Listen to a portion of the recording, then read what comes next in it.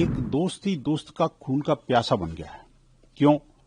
क्योंकि एक जिहादी है और दूसरा हिंदू है। ये जो कट्टरपंथी जिहादी तत्व जो है न सिर्फ हिंदुओं को मार रहे हैं बल्कि वहां की प्रॉपर्टी को भी जबरदस्त तरीके से नुकसान पहुंचा रहे हैं। माइनॉरिटीज के ऊपर बांग्लादेश के अंदर इस तरह की मॉब लिंचिंग हत्याएं हो रही है, उसके खिलाफ सख्त कार्रवाई करे। भारत सरकार भी इसका संज्ञान ले, क्योंकि भारत और बांग्लादेश एक बॉर्डर है।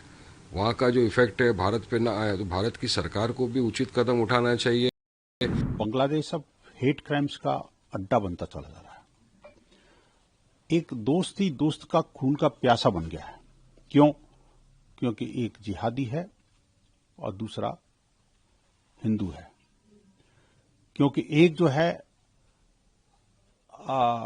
जो इंसानियत के नाम पर और एक दब्बा है और मजहब के नाम पर वो सब कुछ करने को तैयार है।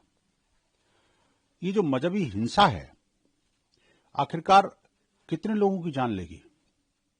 उस बांग्लादेश के अंदर जो कि बंगाली संस्कृति के लिए जाना जाता है, वहां सारी की सारी बंगाली संस्कृति को ध्वस्त करने के जो सुनियोजित षड्यंत्र चल रहे हैं वो बेहद खतरनाक है। जिस प्रकार से वहां पर ईश निंदा के नाम पर किसी को भी फंसाओ और गोली मार दो, जलाओ और जश्न मनाओ। आखिरकार कब तक चलेगा? ये बेहद शर्मनाक है। और मजे की बात यह है कि बांग्लादेश की सरकार इन सब चीजों में मूक दर्शक है। ये जो कट्टरपंथी जिहादी तत्व जो है न सिर्फ हिंदुओं को मार रहे हैं बल्कि वहां की प्रॉपर्टी को भी जबरदस्त तरीके से नुकसान पहुंचा रहे हैं। इन अकल के अंधों को यह नहीं पता कि आखिरकार जिस प्रॉपर्टी को आप नुकसान पहुंचा रहे हैं, जिन लोगों को मार रहे हैं, वो आखिरकार हैं तो बांग्लादेश के ही लोग ना। कोई विदेशी तो है नहीं, कोई इन्फिल्ट्रेटर तो है नहीं। आपका कोई नुकसान तो किया नहीं उन्होंने। अभी रिसेंटली जो जिनकी किलिंग कल हुई है उसका एक ही कसूर था। क्या कसूर था कि उसने अपने फेसबुक पोस्ट पर यह लिख दिया था कि सनातन सबसे पुराना है। बताओ, यही हेट क्राइम हो गया? यही इस्लाम के खिलाफ हो गया? इसी को ईशनिंदा बोल देते हैं। अब आवश्यकता इस बात की है कि जितने भी दुनिया के अंदर इस्लामिक तंजीमें हैं, जो अपने आप को उलेमा कहते हैं, मौलवी कहते हैं, जो इस्लाम के जानकार कहते हैं, विद्वान कहते हैं, जो कुरान को हदीसों को जानते हैं, उनको लगता है फतवा जारी करने का समय आ गया। वो स्पष्ट रूप से कहें क्या इस तरह के वक्तव्य या इस तरह के काम इस्लाम सम्मत है कि नहीं है। आखिरकार कब तक ऐसे इस्लाम के नाम पर, ईश निंदा के नाम पर, पैगंबर के नाम पर सरतन से जुदा की गैंग चलाते रहोगे आप?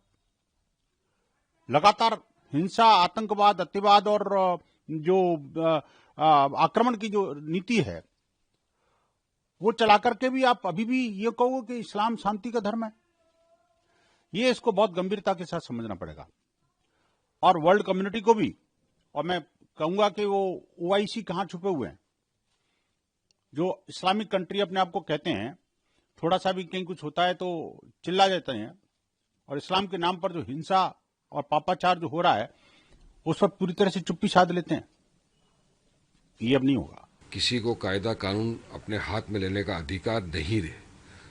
जो भी हो रहा है वहाँ पे ये बहुत निंदनीय है। हम इसका इस पे कंडेम करते हैं। नहीं होना चाहिए माइनॉरिटीज़ के ऊपर वहाँ पे इस तरह का जो भी एट्रोसिटीज हो रही है। हम तो चाहेंगे कि बांग्लादेश की सरकार भी इस बात का पूरी तरह संज्ञान ले और जो माइनॉरिटीज़ के ऊपर बांग्लादेश के अंदर इस तरह की मॉब लिंचिंग हत्याएं हो रही है उसके खिलाफ सख्त कार्रवाई करे और जो भी परपेट्रेटर्स है उनके खिलाफ कार्रवाई करके उनको जेल भेजे।